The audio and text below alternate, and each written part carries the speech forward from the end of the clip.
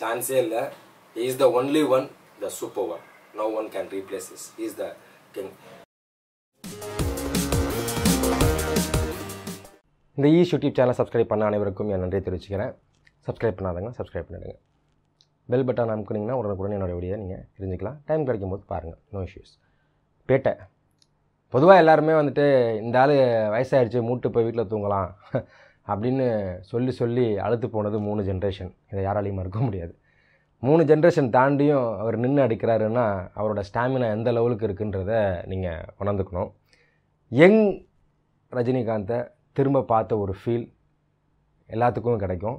பாட்சா லுக்காக இருக்கட்டும், இல்லை படையப்பா லுக்காக இருக்கட்டும், ஸ்டைல்ஸு, அந்த நம்ம டோட்டலாக ரஜினி படம் கிட்டத்தட்ட 160 படம் பார்த்துருப்போம்.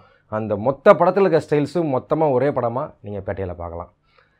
நிறைய கேஸ்டிங்ஸு, நல்ல அழுத்தமான ஸ்க்ரீன் ப்ளே, நல்ல ஒரு யங்ஸ்டர்ஸுக்கு முக்கியமான கருத்தியல் சொல்லக்கூடிய ஒரு கருத்தும் இருக்குது இந்த படத்தில். கமர்ஷியலாக Karthik Subbaraj sir really happy to see that ஒரு ரஜினி ஃபேன் வந்துட்டு ரஜினியை இயக்கிறது அப்படிங்கிறது மிகப்பெரிய ஒரு gift. You got it from naturally because of your father, I think. But definitely it is a big treat for all தலைவர் ஃபேன்ஸ். ஸோ டெஃபினட்டாக நீங்கள் என்ஜாய் பண்ணுவீங்க. கபாலி மாதிரியோ காலா மாதிரியோ நீங்கள் எக்ஸ்பெக்ட் பண்ணி எந்த ஏமாற்றமும் பேட்டையில் உங்களுக்கு இருக்க போகிறது இல்லை. டெஃபினட்டாக நீங்கள் வந்துட்டு ரொம்ப ரசித்து பார்ப்பீங்க. ஒவ்வொரு ஃப்ரேமும் சூப்பர் ஸ்டார் அவர்கள் வர ஒவ்வொரு ஃப்ரேமையும் நீங்கள் ரசித்து என்ஜாய் பண்ணுவீங்க. சிம்பிளாக வார்டனாக இருந்தாலும் அந்த ஒரு வேரியேஷன், அந்த எப்படி பாட்சா படத்தில் வந்துட்டு ஒரு ஒரு முன்னாடி எப்படி இருந்தேன் அப்படின்ற ஒரு ஸ்க்ரீன் ப்ளே பேக் இருக்குமோ அதே மாதிரி இந்த படத்துலையும் இருக்குது.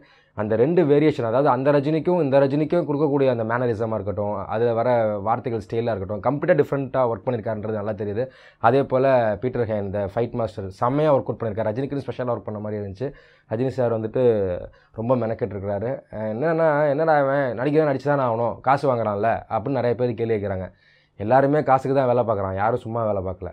பட் என்ன தான் காசு கொடுத்து வேலை பார்த்தாலும் நீ உண்மையாக வேலை பார்க்கறன்னு ஒரு விஷயம் இருக்குல்ல, அதை நம்ம யோசிச்சு பார்க்கணும்ல. அந்த வகையில் 60 வயசு தாண்டிய ஒரு நடிகர் இவ்வளோ தூரம் ரசிகர்களுக்காக இறங்கி வந்து லோக்கலாக, அதுவும் அவர் ஏஜையும் பாதிக்காமல் அந்த கேரக்டரையும் பாதிக்காமல் 2 ஈவனாக பேலன்ஸ் பண்ணுறதுன்றது சாதாரண விஷயம் இல்லை.